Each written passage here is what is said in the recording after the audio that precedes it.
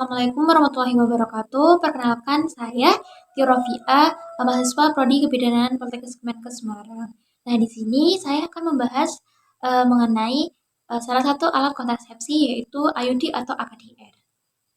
Sebelumnya, apakah kalian sudah tahu terkait apa sih itu IUD atau AKDR? Nah, jika kalian belum tahu, yuk kita bahas sama-sama di video kali ini. IUD intrauterine device atau AKDR, alat kontrasepsi dalam rahim, merupakan alat kontrasepsi yang berbentuk T yang dipasang di dalam rahim untuk mencegah terjadinya kehamilan dalam jangka panjang. IUD sendiri merupakan metode kontrasepsi jangka panjang atau MKJP yang sangat efektif dan reversibel untuk menunda terjadinya kehamilan.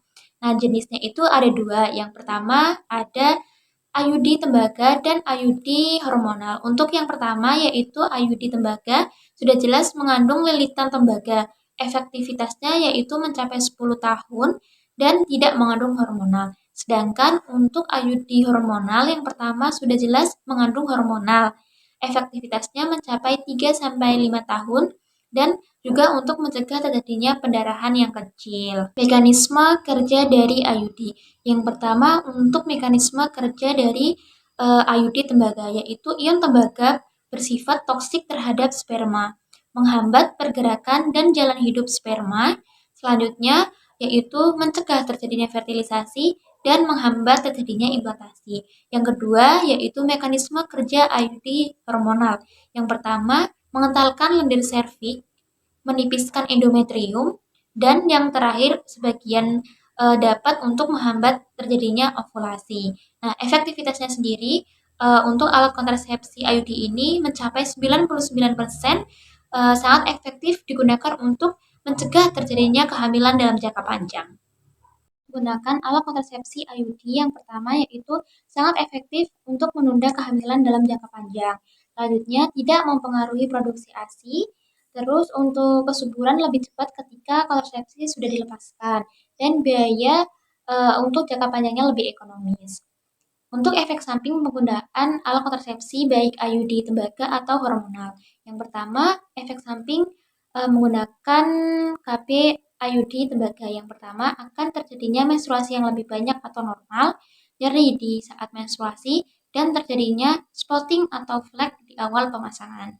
Kedua, efek samping menggunakan KB IUD hormonal. Yang pertama, terjadinya aminor, yang selanjutnya akan mengalami pendarahan bercak dan payudara tegang ringan. Selanjutnya yaitu mengenai indikasi pemasangan.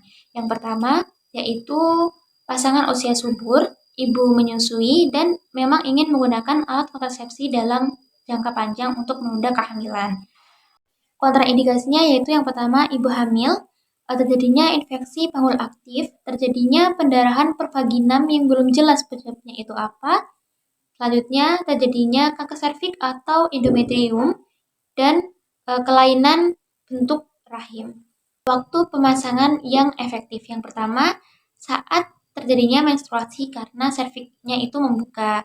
Selanjutnya 48 jam pasca persalinan atau lebih dari 4 minggu pasca persalinan, bahkan setelah terjadinya abortus dan di situ tidak ada terjadinya infeksi.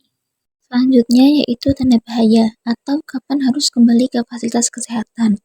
Gunakan prinsip Pines yaitu yang pertama P. periode light atau terlambatnya haid. Selanjutnya ada A. abdominal pain atau nyeri perut yang hebat. E. infection export atau distance abnormal. N. nothing feeling well atau demam. Dan yang terakhir S. string missing atau benang tidak teraba. Berikut adalah perbandingan baik IUD tembaga dan IUD hormonal. Kesimpulannya yaitu IUD merupakan metode kontrasepsi jangka panjang yang sangat efektif, aman, dan reversibel.